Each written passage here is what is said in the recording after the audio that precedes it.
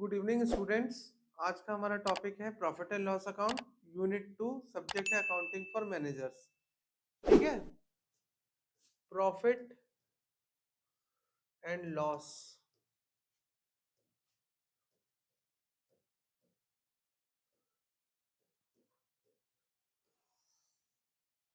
आप ये कॉमनली आज क्वेश्चन भी है प्रॉफिट एंड लॉस अकाउंट के बारे में बता दूं, क्योंकि मैं प्लेसमेंट्स भी देखता हूँ कि प्रॉफिट एंड लॉस अकाउंट अगर मैं पूछता हूँ कि what is profit and loss account, तो स्टूडेंट अक्सर जवाब देते हैं कि सर उसमें हमको या तो प्रॉफिट पता चलता है या हमको लॉस पता चलता है। प्रॉफिट और लॉस पता तो चलेगा हमको, पर इसका जो बेस है वो बेस क्या है कि एक्सपेंडिचर हमने कितना करा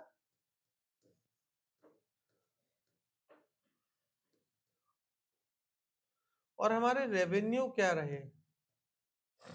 रेवेन्यू मतलब इनकम या इनफ्लो। ठीक है, तो हम क्या कह सकते हैं, रेवेन्यू ओवर एक्सपेंडिचर रहा तो प्रॉफिट है, एक्सपेंडिचर ओवर रेवेन्यू रहा तो लॉस है। ठीक है, अब हम देखेंगे प्रॉफिट एंड लॉस अकाउंट और ट्रेडिंग अकाउंट में और प्रॉफिट एंड लॉस अकाउंट में क्या डिफरेंस है। जैसे हमने देखा था कि ट्रेडिंग अकाउंट क्या होता है स्टूडेंट, ट्रेडिंग अकाउंट होता है कि डायरेक्ट हमने क्या एक्सपेंसेस करे परचेज और सेल करने में, मैन्युफैक्चरिंग दी गुड्स, वो ट्रेडिंग अकाउंट में आता है।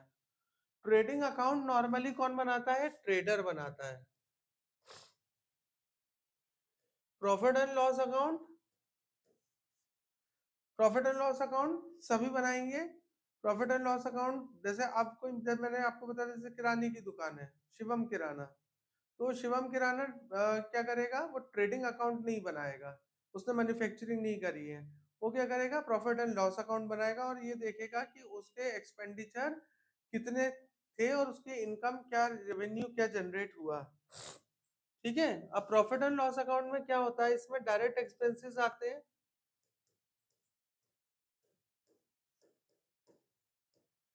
प्रॉफिट एंड लॉस अकाउंट में इनडायरेक्ट एक्सपेंसेस आते हैं, इनडायरेक्ट एक्सपेंसेस आते हैं। जैसे कि आप, और अगर मैं आसानी से समझाऊं आपको, तो ट्रेडिंग अकाउंट में फैक्ट्री से रिलेटेड एक्सपेंसेस आते हैं,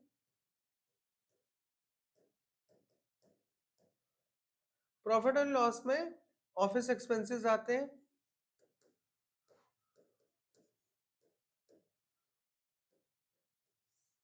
है ना।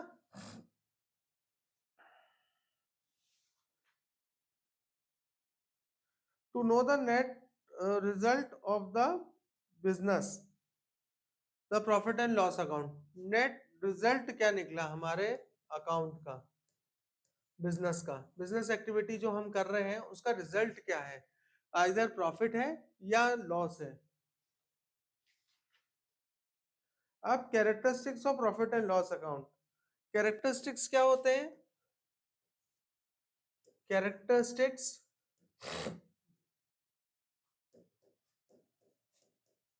Of profit and loss account after trading account is prepared. Trading account बनाने के बाद हम क्या करते हैं, प्रॉफिट एंड लॉस अकाउंट बनाते हैं।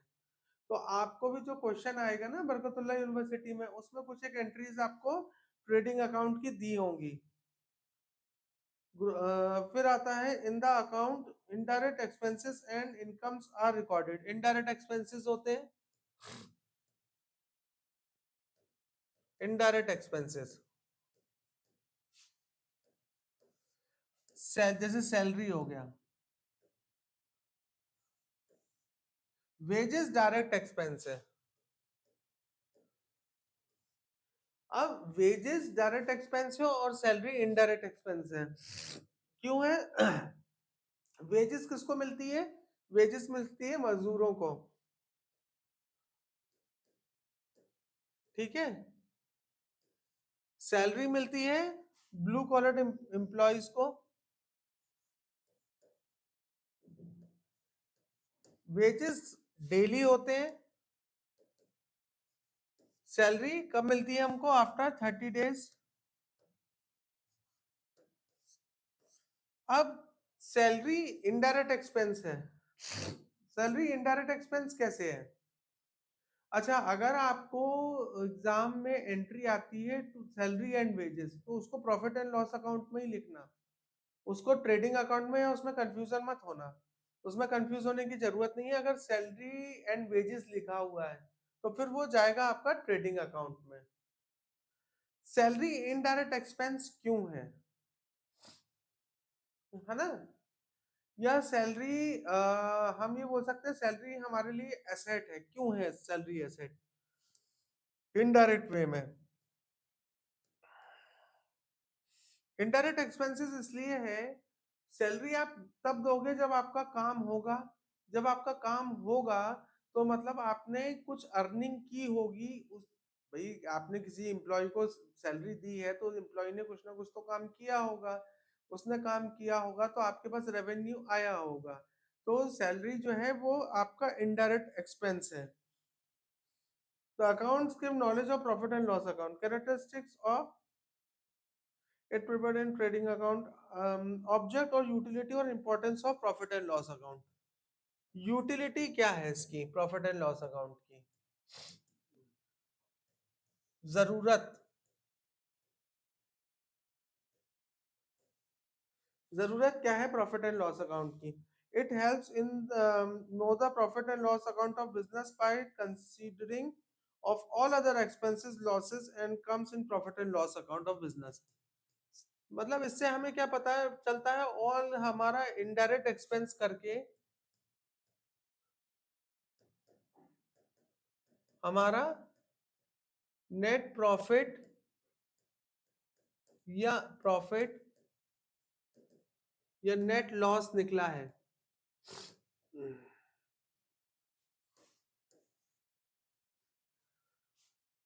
It gives in detail information of the indirect expenses of the business and helps in controlling the unnecessary expenses. Controlling,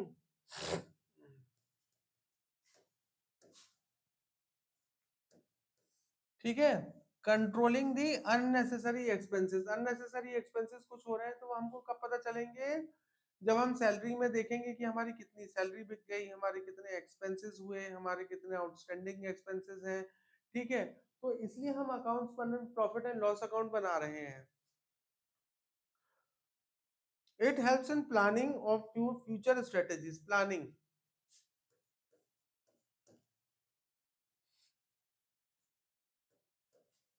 Planning of future. Profit and loss, जब मुझे पता चल जाएगा मेरे बिजनेस में से प्रॉफिट निकल रहा है या मेरे बिजनेस में से लॉस निकल रहा है, तो मैं क्या करूंगा? उससे अपनी फ्यूचर की, भविष्य की बिजनेस के लिए रणनीति को तैयार करूंगा।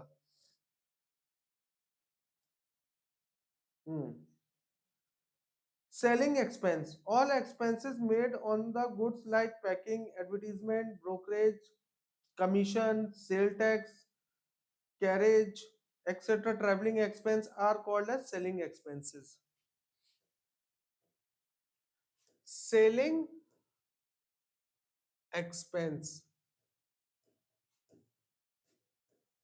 सेलिंग एक्सपेंस मतलब मैंने कितना कैरेज दिया, भाड़ा सामान को लाने के लिए, कमीशन कितना गया। Now sales tax, sale tax जो है वो सेलिंग एक्सपेंस में डायरेक्टली इंक्लूडेड रहता है। ठीक है, but income tax profit and loss account में नहीं आएगा। प्रॉफिट एंड लॉस अकाउंट में इनकम टैक्स क्यों नहीं आएगा? इनकम टैक्स नहीं आता।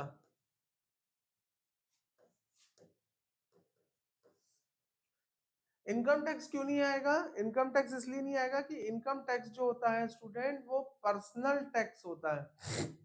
ठीक है, और मैंने क्या बताया था? बिजनेस और पर ओनर,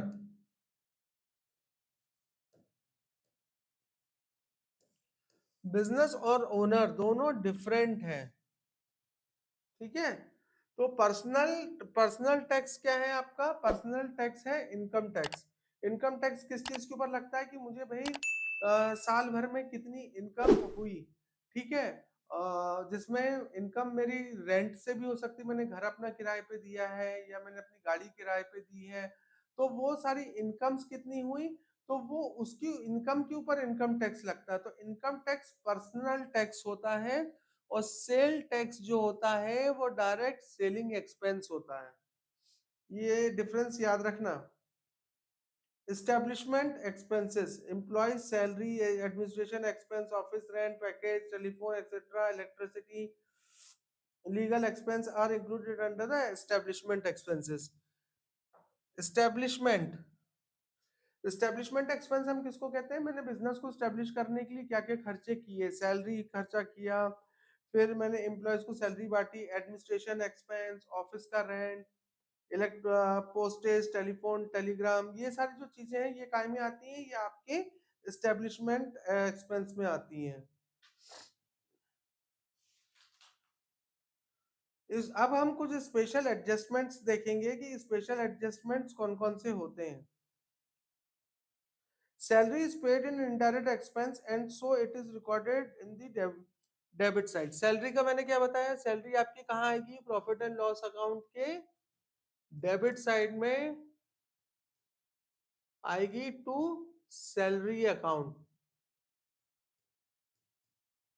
ठीक है। प्रॉफिट एंड लॉस अकाउंट के मेरे डेबिट साइड में आएगी। एडवर्टीजमेंट, एडवर्टीजमेंट क्या है?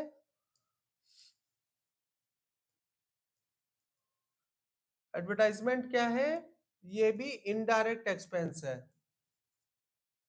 ठीक है। डायरेक्ट एक्सपेंस नहीं है ये इनडायरेक्ट एक्सपेंस है। इनडायरेक्ट एक्सपेंस एडवर्टीजमेंट क्यों है? क्योंकि मैं एडवर्टीजमेंट के ऊपर खर्चा कर रहा हूं तो मुझे उससे कहीं ना कहीं से इनकम भी रिसीव हो रही है। ऐसे एक्सपेंसेस को हम इनडायरेक्ट एक्सपेंसेस बोलते हैं, ठीक है। तो एडवर्टीजमेंट करना, विज्ञापन देना, विज्ञापन में दूंगा तो क्या होगा? अल्टीमेटली मेरी सेल्स बढ़ेगी, तो ये इनडायरेक्ट एक्सपेंस है। इनकम टैक्स, इनकम टैक्स क्या है? Income tax is personal expense and is treated as drawing, it is not recorded in profit and loss account. Profit and loss account में income tax को हम नहीं लिखेंगे, ठीक है। प्रॉफिट एंड लॉस अकाउंट को इनकम टैक्स नहीं लिखेंगे। नॉर्मली बिजनेसमैन क्या करता है? इनकम टैक्स भरने के लिए बिजनेस से पैसा ड्रॉ करता है।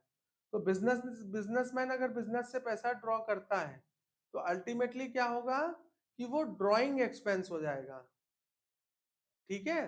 मान लो मुझे 1 लाख रुपए इनकम टैक्स भरना था, तो मैंने क्या करा? मैंने पर्सनल अकाउंट में से 1 लाख रुपए निकाला और उससे मैंने इनकम टैक्स भरा, तो ये प्रॉफिट एंड लॉस अकाउंट में नहीं आएगा। Closing stock is appear in the trial balance, is treated as an asset, hence is recorded in the asset side of balance sheet. Closing stock जो है trading account में आएगा और कहां पे एडजस्ट होगा? जाके बैलेंस शीट में एडजस्ट होगा। इसको भी प्रॉफिट एंड लॉस अकाउंट से कुछ नहीं करना। डेप्रिसिएशन, अब डेप्रिसिएशन क्या है? Depreciation account debit to machinery account. In the other words, value of fixed asset in the balance sheet is not depreciation. The journal entry is passed for this is, ठीक है। As the basic cost of the fixed asset is not transferred to profit and loss account, the adjustment is necessary to reflect in the cost of the fixed asset. Depreciation नहीं आएगा। Depreciation का adjustment क्या होता है student? हमने क्या बोला था? Depreciation account debit to depreciation account debit to machinery account। तो डेप्रिसिएशन का क्या है? अलग अकाउंट बनेगा और मशीनरी में से उसको हम सब्ट्रैक्ट कर देंगे, तो उसकी एडजस्टमेंट और मशीनरी हमारा काय में शो होगा? बैलेंस शीट के अंदर आके शो होगा। accrued income, this indicates the amount of income for the current period which is not received during the current period, ठीक है। अक्रूड इनकम, अक्रूड इनकम कौन सी इनकम होती है? कि जो इनकम मुझे मिलनी है पर वो मुझे इस साल मिली नहीं है, ठीक है। मतलब जैसे 31 मार्च मेरा 2026 क्लोजिंग है, पर मेरी अक्रूड इनकम थी पिछले साल की, पर वो मुझे मिली मई में, तो मैं जो उसकी एंट्री 31 मार्च 2026 तक नहीं करूंगा। Bad debts. This indicates the unrecoverable amount from the customer on account of credit sale made. Bad debts क्या होता है? ठीक है, bad debts is debited to profit and loss account. Bad debts क्या होते हैं? To bad debts. Normally business किस पे किया जाता है? कैश और किया जाता है क्रेडिट पे। तो जो क्रेडिट पे बिजनेस किया जाता है हम उसको काय में शो करते हैं? बैड डेब्ट्स में शो करते हैं।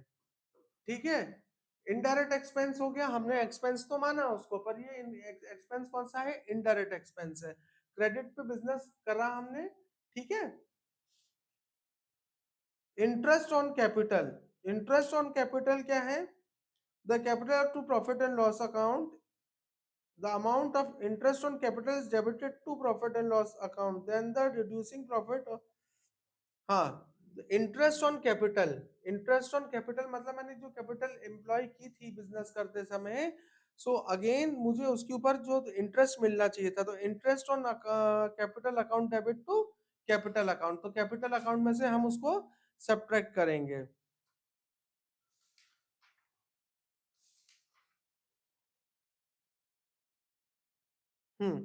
अब हम देखते हैं प्रॉफिट एंड लॉस अकाउंट का proforma. Debit particular amount, credit particular amount. ठीक है, to gross loss. Trading account का ग्रॉस लॉस कहां पर आता है? प्रॉफिट एंड लॉस अकाउंट के debit side. To salary, to advertisement,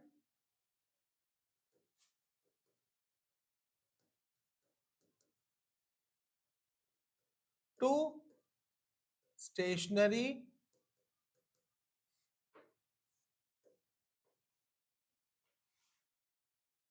to rent rates and taxes, rent and taxes, to interest on overdraft,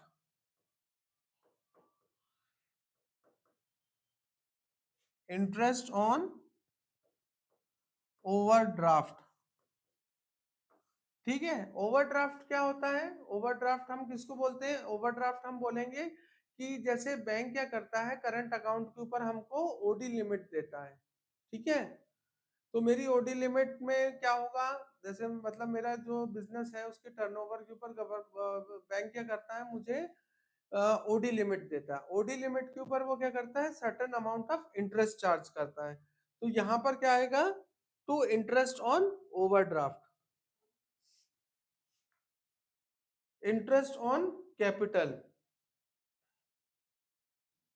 to travelling expense,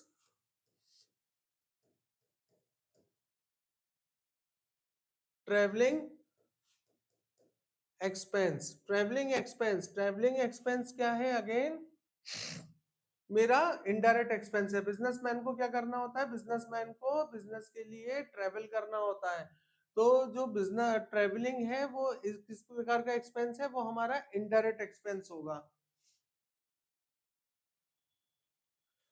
अब credit side की हम entries देखते हैं। अगर हमारा ट्रेडिंग अकाउंट में प्रॉफिट आ रहा है तो हम कहाँ उतारेंगे इसको? Credit side, to gross profit, by gross profit. ये ट्रेडिंग अकाउंट का प्रॉफिट आया है यहाँ पे।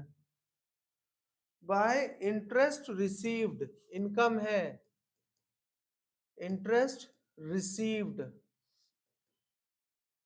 इनकम है तो credit all income to by discount received, हमें किसी खरीदी के ऊपर डिस्काउंट मिला है तो डिस्काउंट रिसीव्ड कहां पर आएगा, क्रेडिट साइड में आएगा। Rent received by commission earned, commission हमको मिला, हमने कोई प्रोडक्ट सेल किया तो हमको कमीशन मिला, मतलब प्रोडक्ट हमने कुछ खरीदे, कोई स्कीम उठाई तो हमें कमीशन मिला। Interest by interest on investment, bye interest on investment, मैंने कोई इन्वेस्टमेंट की थी, उस इन्वेस्टमेंट के ऊपर स्टूडेंट क्या हुआ, उस इन्वेस्टमेंट के ऊपर मुझे उसमें इंटरेस्ट मिला। ठीक है, तो नॉर्मली बिजनेसमैन क्या करता है, बिजनेसमैन इन्वेस्टमेंट करता है, गवर्नमेंट सिक्योरिटीज के ऊपर करता है, म्यूचुअल फंड्स में करता है, एफडीज में करता है, तो उसमें क्या होता है, ये हमको इनकम है, तो इनकम हमने कहाँ आएगी, बाय इंटरेस्ट ऑन इन्वेस्टमेंट। अब मान लो हमने यहाँ पे अगर देखा by net profit oblique loss transfer to capital account, हम इसमें से साइड को माइनस करेंगे, by net profit and loss transfer to the capital account, capital account में हम इसको ट्रांसफर कर देंगे, जोड़ देंगे, और अगर लॉस हुआ तो, प्रॉफिट हुआ तो जोड़ेंगे, और लॉस हुआ तो हम उसको सब्ट्रैक्ट करेंगे। तो हमने क्या देखा कि प्रॉफिट एंड लॉस अकाउंट क्यों बनाते हैं, प्रॉफिट एंड लॉस अकाउंट हम ट्रेडिंग अकाउंट के बाद बनाते हैं और बैलेंस शीट से पहले बनाते हैं। तो ये प्रॉफिट एंड लॉस अकाउंट में कौन से एक्सपेंसेस आएंगे, प्रॉफिट एंड लॉस अकाउंट में सारे इनडायरेक्ट एक्सपेंसेस आएंगे बिजनेस के, डायरेक्ट एक्सपेंसेस काय में आएंगे, ट्रेडिंग अकाउंट में डायरेक्ट एक्सपेंसेस आएंगे। ठीक है, हमको क्या पता चलता है, हमको ये पता चलता है कि साल भर में हमारी गतिविधि क्या रही, हमने कितनी एक्सपेंडिचर किया और हमारी कितनी इनकम हमको रिसीव हुई। तो एक्सपेंडिचर ओवर इनकम रहा या इनकम ओवर एक्सपेंडिचर रहा, इसलिए हम प्रॉफिट एंड लॉस अकाउंट बनाते हैं। ट्रेडिंग अकाउंट से हम क्या करते हैं, ग्रॉस प्रॉफिट ग्रॉस लॉस निकालते हैं कि ग्रॉस प्रॉफिट सकल प्रॉफिट या लॉस कितना रहा। अब प्रॉफिट एंड लॉस अकाउंट हम इसलिए भी बनाते हैं क्योंकि ग्रॉस वर्ड हमने यूज किया, ग्रॉस और नेट में क्या अंतर है, नेट मिलकर ग्रॉस बनेगा, है ना। तो नेट इनकम जानने के लिए या लॉस जानने के लिए हम क्या करते हैं, प्रॉफिट एंड लॉस अकाउंट बनाते हैं। प्रॉफिट एंड लॉस अकाउंट हमारा जब बन जाता है तो हम लास्टली क्या बनाते हैं, हम स्टेटमेंट बनाते हैं जिसको हम बैलेंस शीट बोलते हैं। तो स्टूडेंट आज के लिए हमारा topic profit and loss account यहीं पर खत्म होता है। Thank you for continuing with me, have a nice day.